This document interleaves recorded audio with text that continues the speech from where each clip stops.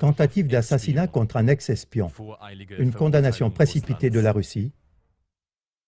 Le 4 mars 2018, l'ancien agent double russe Sergueï Skripal et sa fille de 33 ans ont été retrouvés inconscients sur un banc dans un parc de Salisbury, au sud-ouest de Londres. Ils sont toujours dans un état critique. Le 7 mars, les enquêteurs britanniques ont annoncé qu'il s'agissait d'une tentative de meurtre au moyen du poison neurotoxique Novichok, qui a été autrefois mis au point en Union soviétique.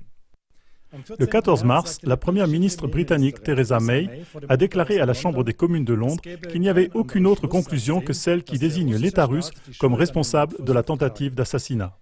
Madame May a appelé 23 des 58 diplomates russes officiellement en place au Royaume-Uni à quitter le pays dans les 7 jours.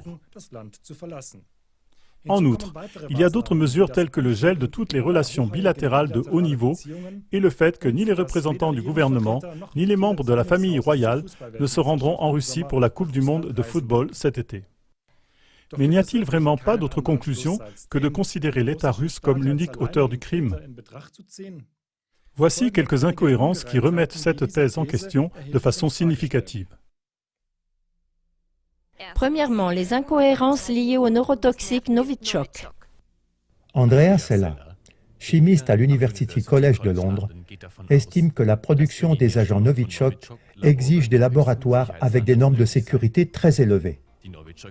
Les poisons Novichok sont si dangereux que seuls les États sont en mesure de garantir ces normes de sécurité.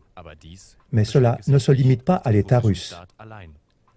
Par conséquent, la preuve Novichok n'est en aucun cas convaincante pour considérer la Russie comme l'unique auteur possible de l'attentat. L'inventeur du Novichok, Vil Mirzayanov, a souligné à plusieurs reprises que, indépendamment des normes de sécurité nécessaires, le Novichok est finalement facile à produire. Dans les années 90, il s'est enfui aux États-Unis. Selon Alastair Hay, toxicologue à l'université de Leeds, c'est un mystère de savoir pourquoi les auteurs ont justement choisi comme arme les substances Novichok. Si on veut tuer quelqu'un, il existe des méthodes beaucoup plus efficaces que celle-ci, qui agit si lentement et avec une substance relativement facile à détecter. Le portail internet GermanForeignPolicy.com rapporte qu'un assassinat avec le Novichok a déjà eu lieu en Russie en 1995. À l'époque, cette substance avait clairement désigné le milieu des oligarques russes, dont beaucoup avaient émigré à Londres dans le cadre d'un différend avec le gouvernement russe. Conclusion intermédiaire. L'utilisation du Novichok comme arme n'est en aucun cas suffisante pour conclure que l'État russe en est l'auteur. C'est comme si l'Allemagne était tenue pour responsable de toute attaque au gaz toxique impliquant du sarin.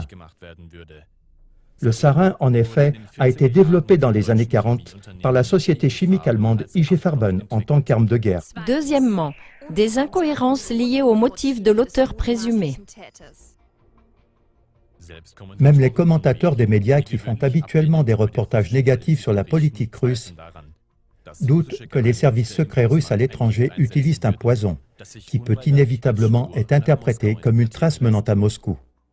Peu de temps avant les élections présidentielles en Russie et la prestigieuse Coupe du monde de football, la Russie se rendrait à elle-même un mauvais service.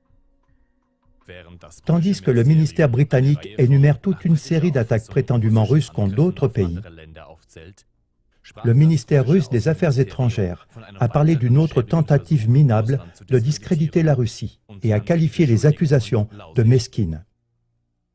Divers commentateurs font référence à une règle non écrite dans le domaine de l'espionnage, selon laquelle les agents échangés jouissent de l'immunité, c'est-à-dire que leur vie est protégée.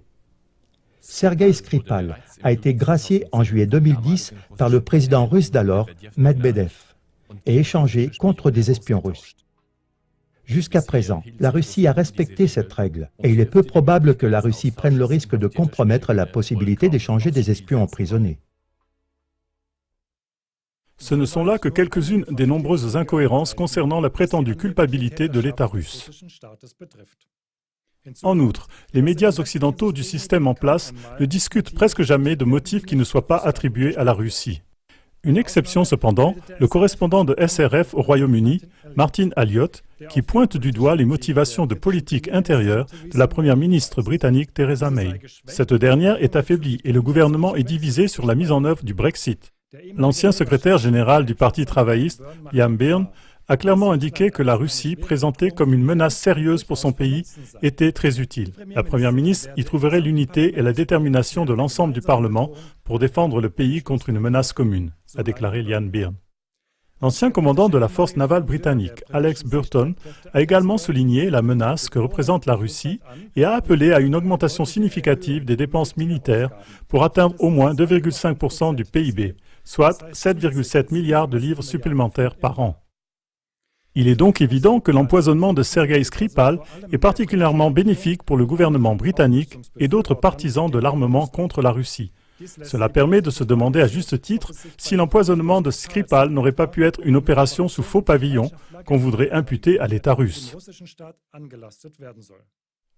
Cependant, cette question est délibérément évitée par Martin Elliott et d'autres médias occidentaux du système en place. Raison de plus pour remettre en question les conclusions hâtives des politiciens et des médias occidentaux et pour surveiller les incohérences, comme nous venons de l'expliquer.